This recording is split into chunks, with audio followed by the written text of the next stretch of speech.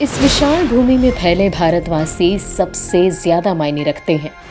भारत माता यही करोड़ करोड़ जनता है और भारत माता की जय उसकी भूमि पर रहने वाले इन सब की जय है।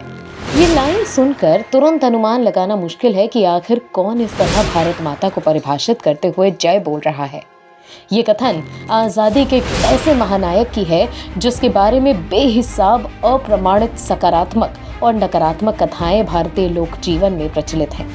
ये एक ऐसे सहनशील राजनेता का कथन है जो विध्वंसक दौर में भी रचनात्मक कार्यों से जुड़े रहे, एक गुलाम राष्ट्र को प्रगति के पथ पर ले जाना और गुलाम भारत को आजादी दिलाना। जी हाँ, हम बात कर रहे हैं आधुनिक भारत के निर्माता पंडित जवाहरलाल नेहरू के बारे में। भारत के पहले प्रधानमंत्री पंडित जवाहरलाल नेहरू को आधुनिक भारत का रचयिता कहा जाता है। उन्होंने विज्ञान और प्रौद्योगिकी के विकास को प्रोत्साहित करने के साथ ही लगातार 3 पंचवर्षीय योजनाओं का शुभारंभ किया था।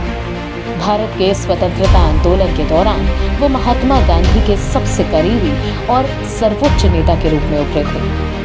1941 में ही महात्मा गांधी ने नेहरू को अपना राजनैतिक वारिस और उत्तराधिकारी घोषित किया था।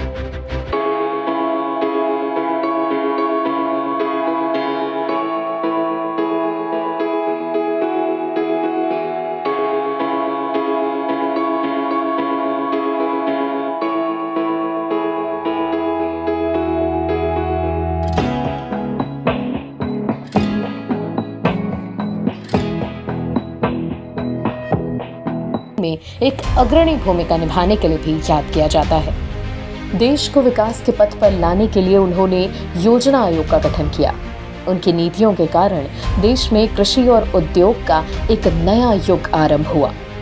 उन्होंने ही जोसेफ बरोस टिटो और अब्दुल कमाल नासिर के साथ मिलकर एशिया और अफ्रीका में उपनिवेशवाद के खात्मे के लिए एक गुट निरपेक्ष आंदोलन की शुरुआत की थी। इसके अलावा वो कोरियाई युद्ध का अंत करने, स्वेज नहर विवाद सुलझाने और कॉन्गो समझौते को मूर्त रूप देने वाले अन्य अंतर्राष्ट्रीय समस्याओं के समाधान में मध्यस्थ की भूमिका में भी रहे थे। इसके अलावा उन्होंने पर्दे के पीछे रहते हुए पश्चिम बर्लिन, ऑस्ट्रिया और लाओस के जैसे कई अन्य विस्फोटक मुद्दों के समाधान की भी अहम भूमिका निभाई। उन्हें साल 1955 में भारत के सर्वोच्च नागरिक सम्मान भारत रत्न से सम्मानित किया गया।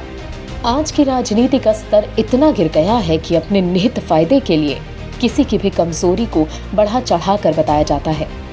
नेहरू जी का योगदान भारत के लिए इतना है कि आज के बड़े से बड़े नेता 100 जन्म ले लें तो भी उनकी बराबरी नहीं कर पाएंगे। एक गुलाम राष्ट्र को प्रगति के पथ पर लाए और देश के लिए कई साल जेल में रहे। आज भी उन पर परिवारवाद का आरोप लगता रहा है, लेकिन उनकी मृत्यु के बाद उनकी बेटी इंदिरा पीएम नहीं बनी थी, वरना शास्त्री जी को प्रधानमंत्री नहीं बनाया जाता।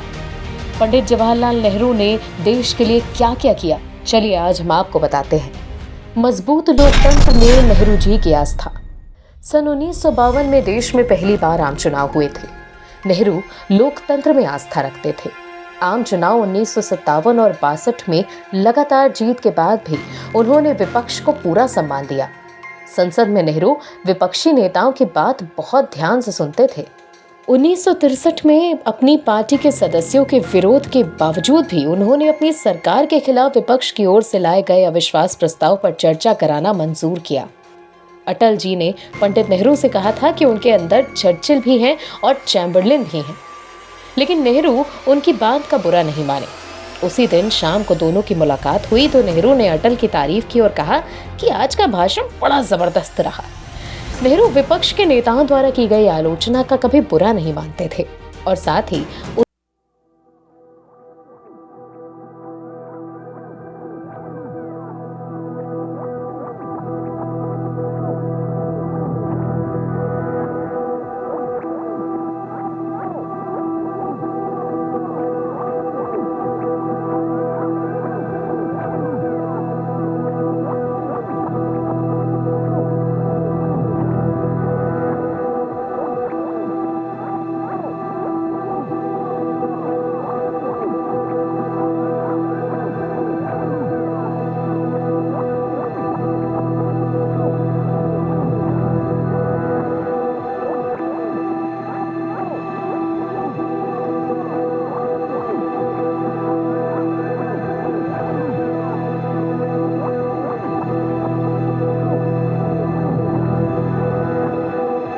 होने को लेकर संदेह था, लेकिन 1956 में पहली पंचवर्षीय योजना के नतीजों ने इस पर आशंकाएं कम कर दी। इस योजना के दौरान विकास दर 3.6% दर्ज की गई। इसके अलावा प्रति व्यक्ति आय सहित अन्य क्षेत्रों में भी बढ़ोतरी हुई। पहली पंचवर्षीय योजना 1951 में शुरू हुई थी और मुख्य रूप से प्राथमिक क्षेत्र के विकास पर केंद्रित थी। दूसरी योजना 1951 से 61 में सार्वजनिक क्षेत्र के विकास और तेजी से औद्योगिकरण पर ध्यान दिया गया। तीसरी पंचवर्षीय योजना का मुख्य उद्देश्य कृषि पर जोर देना था और गेहूं के उत्पादन में सुधार करना था। ये 1961 से 1966 की अवधि के लिए बनाया गया था। इस योजना का मुख्य लक्ष्य अर्थव्यवस्था को स्वतंत्र बनाना और टेक ऑफ की आत्मसक्रिय स्थिति तक पहुंचाना था। चीन युद्ध के कारण ये योजना 5.6% की वृद्धि दर हासिल नहीं कर सकी थी। भारत को बना दिया हमेशा के लिए अखंड। जब दक्षिण भारत में अलग देश की मांग उठी, तब नेहरू ने जो फैसला लिया उसने देश की एकता और अखंडता को और मजबूत कर दिया। द्रविड़ कड़गम पहली गैर राजनीतिक पार्टी थी जिसे द्रविड़ नाडु बनाने की मांग रखी गई। द्रविड़ नाडु के लिए आंदोलन शुरू हो गया, लेकिन नेहरू ने देश की अखंडता को बनाए रखने के लिए एक बड़ा कदम उठाया। नेहरू की अगुवाई में कैबिनेट ने 5 अक्टूबर 1953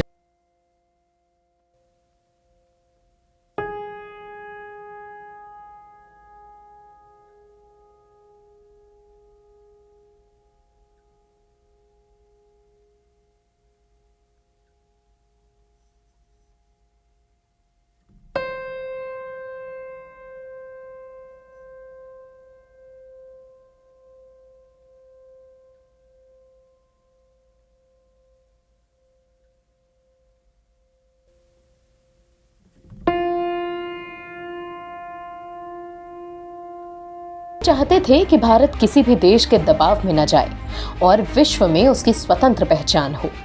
जवाहरलाल नेहरू की विदेश नीति का महत्वपूर्ण हिस्सा था उनका पंचशील का सिद्धांत, जिसमें राष्ट्रीय संप्रभुता बनाए रखने और दूसरे राष्ट्रों के मामलों में दखल न देने जैसे 5 महत्वपूर्ण शांति सिद्धांत शामिल थे।